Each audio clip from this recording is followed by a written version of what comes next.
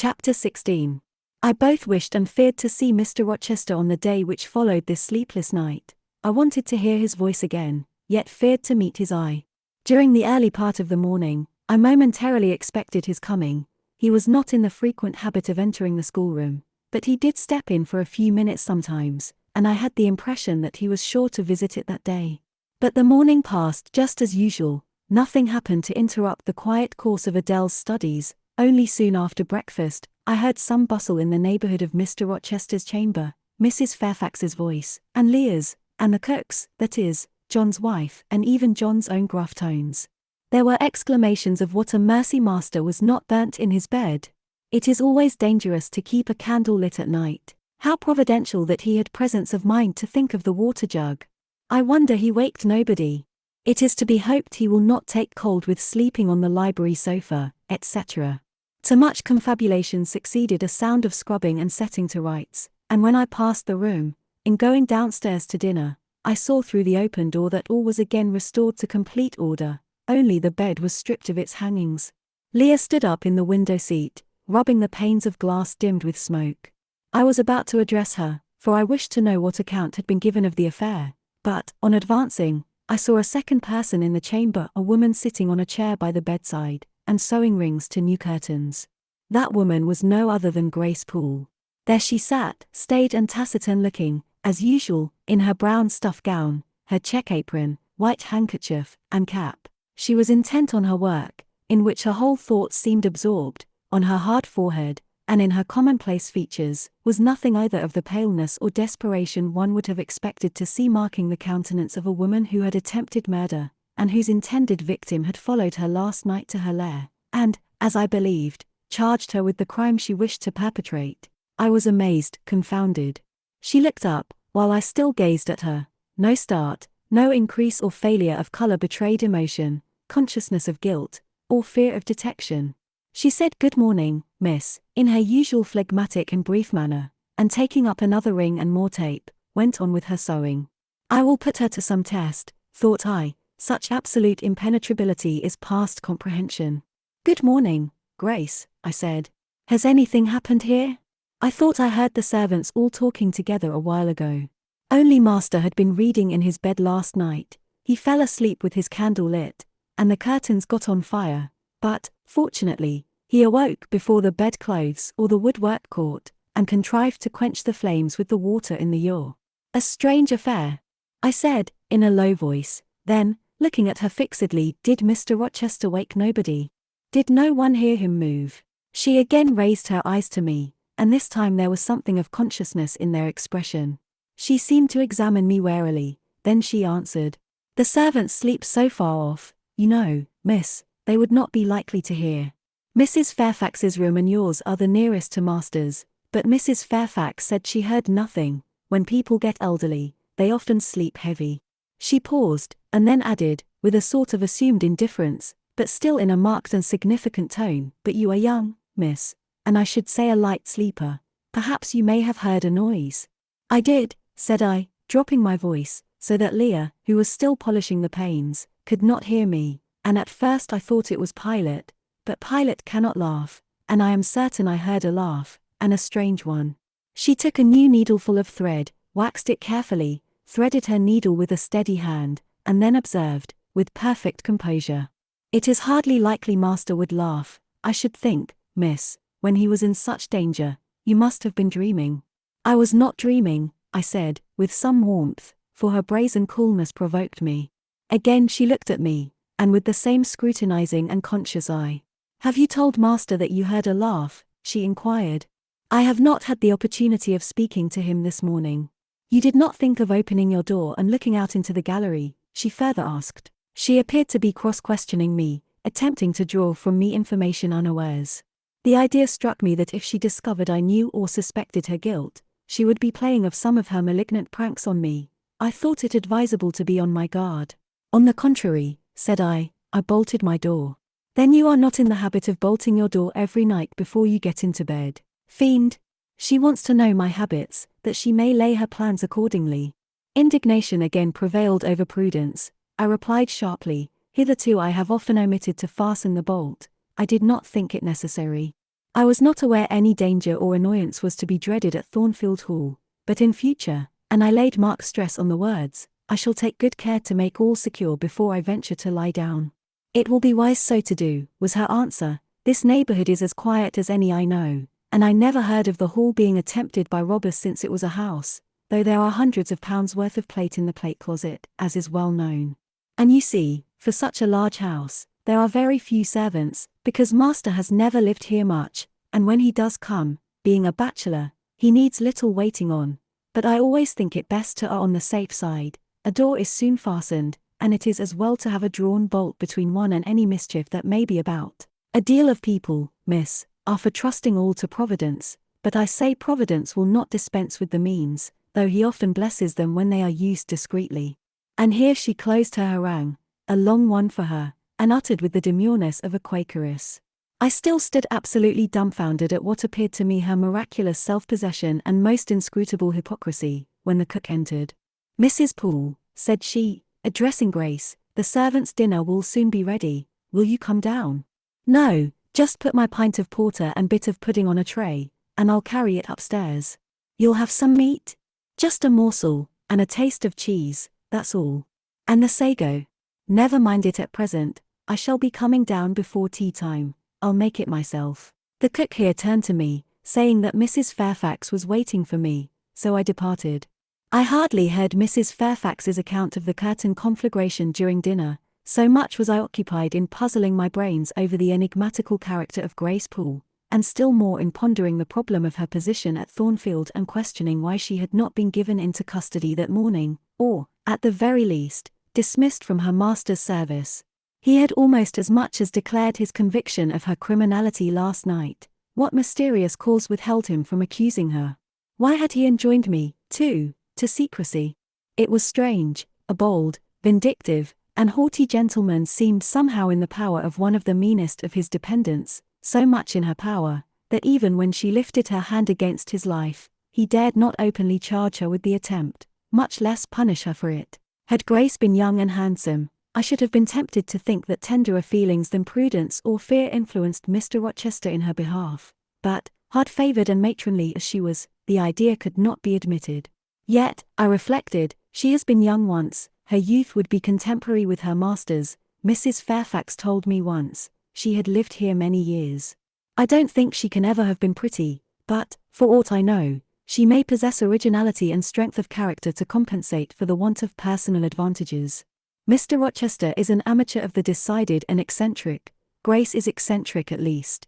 What if a former caprice, a freak very possible to a nature so sudden and headstrong as his, has delivered him into her power, and she now exercises over his actions a secret influence, the result of his own indiscretion, which he cannot shake off, and dare not disregard. But, having reached this point of conjecture, Mrs. Poole's square, flat figure, and uncomely, dry, even coarse face, recurred so distinctly to my mind's eye, that I thought, no, impossible.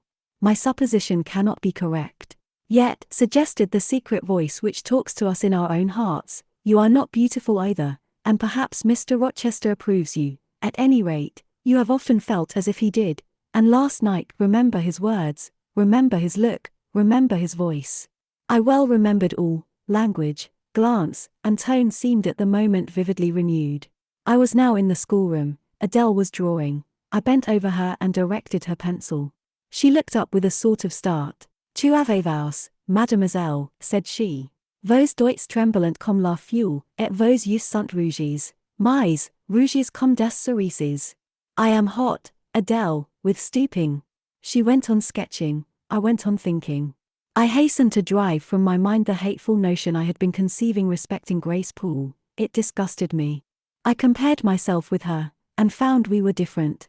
Bessie Leaven had said I was quite a lady, and she spoke truth, I was a lady. And now I looked much better than I did when Bessie saw me. I had more colour and more flesh, more life, more vivacity, because I had brighter hopes and keener enjoyments. Evening approaches, said I, as I looked towards the window. I have never heard Mr. Rochester's voice or step in the house today, but surely I shall see him before night. I feared the meeting in the morning, now I desire it, because expectation has been so long baffled that it is grown impatient. When dusk actually closed, and when Adele left me to go and play in the nursery with Sophie, I did most keenly desire it. I listened for the bell to ring below, I listened for Leah coming up with a message, I fancied sometimes I heard Mr. Rochester's own tread, and I turned to the door, expecting it to open and admit him. The door remained shut, darkness only came in through the window. Still it was not late, he often sent for me at 7 and 8 o'clock, and it was yet but 6. Surely I should not be wholly disappointed tonight, when I had so many things to say to him. I wanted again to introduce the subject of Grace Poole, and to hear what he would answer. I wanted to ask him plainly if he really believed it was she who had made last night's hideous attempt, and if so, why he kept her wickedness a secret. It little mattered whether my curiosity irritated him, I knew the pleasure of vexing and soothing him by turns, it was one I chiefly delighted in, and a sure instinct always prevented me from going too far. Beyond the verge of provocation I never ventured, on the extreme brink I liked well to try my skill. Retaining every minute form of respect, every propriety of my station, I could still meet him in argument without fear or uneasy restraint, this suited both him and me. A tread creaked on the stairs at last. Leah made her appearance, but it was only to intimate that tea was ready in Mrs. Fairfax's room. Thither I repaired, glad at least to go downstairs, for that brought me, I imagined, nearer to Mr. Rochester's presence. "You must want your tea," said the good lady, as I joined her, "you ate so little at dinner." "I am afraid," she continued, "you are not well today, you look flushed and feverish." "Oh, quite well. I never felt better." "Then you must prove it by evincing a good appetite. Will you fill the teapot while I knit off this needle?" Having completed her task, she rose to draw down the blind, which she had hitherto kept up, by way, I suppose, of making the most of daylight, though dusk was now fast deepening into total obscurity. "It is fair tonight," said she, as she looked through the panes, though not starlight. "Mr. Rochester has, on the whole, had a favourable day for his journey." "Journey? Is Mr. Rochester gone anywhere? I did not know he was out." "Oh, he set off the moment he had breakfasted. He has gone to the Leas, Mr. Eshton's place, 10 miles on the other side Millcote. I believe there is quite a party assembled there, Lord Ingram, Sir George Lynn, Colonel Dent, and others." "Do you expect him back tonight?" "No, nor tomorrow either. I should think he is very likely to stay a week or more. When these fine, fashionable people get together, they are so surrounded by elegance and gaiety, so well provided with all that can please and entertain, they are in no hurry to separate. Gentlemen especially are often in request on such occasions, and Mr. Rochester is so talented and so lively in society, that I believe he is a general favourite. The ladies are very fond of him, though you would not think his appearance calculated to recommend him particularly in their eyes. But I suppose his acquirements and abilities, perhaps his wealth and good blood, make amends for any little fault of look." "Are there ladies at the Leas?" "There are Mrs. Eshton and her 3 daughters, very elegant young ladies indeed, and there are the Honourable Blanche and Mary Ingram, most beautiful women, I suppose. Indeed I have seen Blanche, 6 or 7 years since, when she was a girl of 18. She came here to a Christmas ball and party Mr. Rochester gave. You should have seen the dining room that day, how richly it was decorated, how brilliantly lit up. I should think there were 50 ladies and gentlemen present, all of the first county families, and Miss Ingram was considered the belle of the evening." "You saw her, you say, Mrs. Fairfax. What was she like?" "Yes, I saw her." The dining room doors were thrown open, and, as it was Christmas time, the servants were allowed to assemble in the hall, to hear some of the ladies sing and play. Mr. Rochester would have me to come in, and I sat down in a quiet corner and watched them. I never saw a more splendid scene. The ladies were magnificently dressed, most of them, at least most of the younger ones, looked handsome, but Miss Ingram was certainly the queen. "And what was she like?" "Tall, fine bust, sloping shoulders, long, graceful neck, olive complexion, dark and clear, noble features, eyes rather like Mr. Rochester's, large and black, and as brilliant as her jewels. And then she had such a fine head of hair, raven black and so becomingly arranged, a crown of thick plaits behind, and in front the longest, the glossiest curls I ever saw.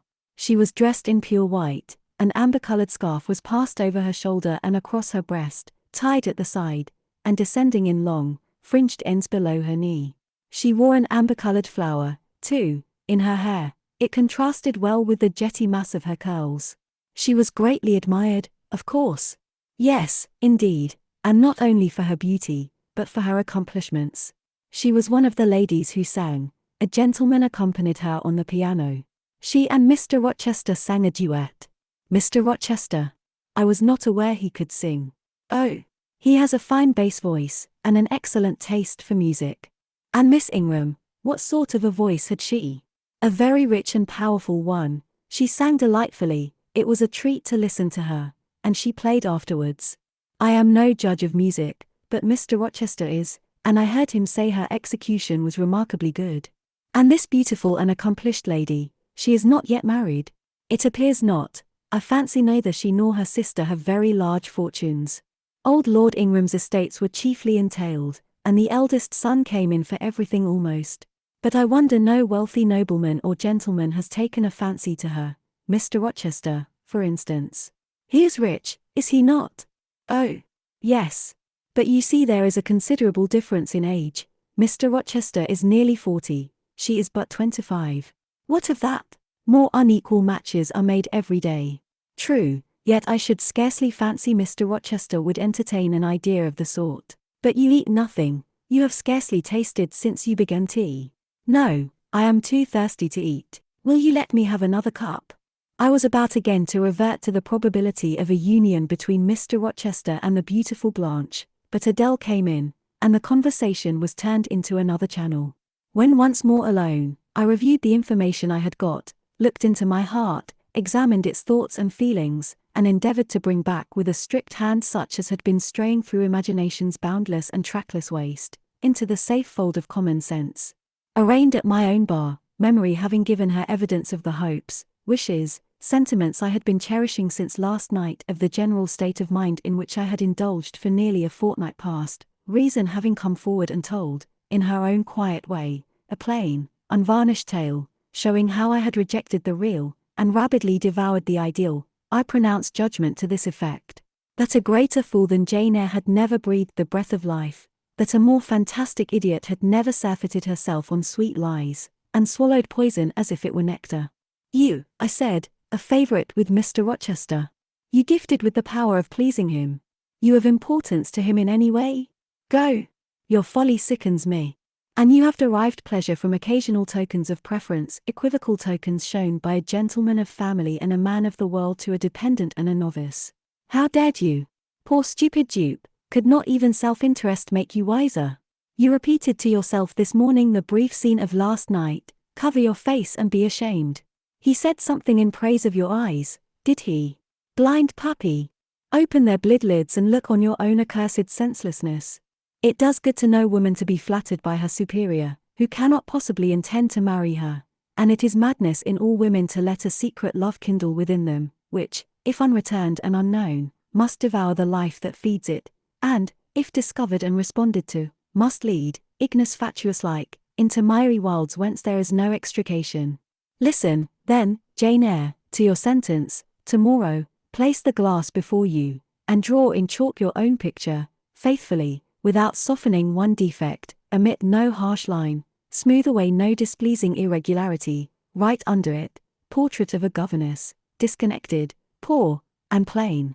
Afterwards, take a piece of smooth ivory you have one prepared in your drawing box, take your palette, mix your freshest, finest, clearest tints, choose your most delicate camel hair pencils, delineate carefully the loveliest face you can imagine, paint it in your softest shades and sweetest lines, according to the description given by Mrs. Fairfax of Blanche Ingram. Remember the raven ringlets, the oriental eye. What?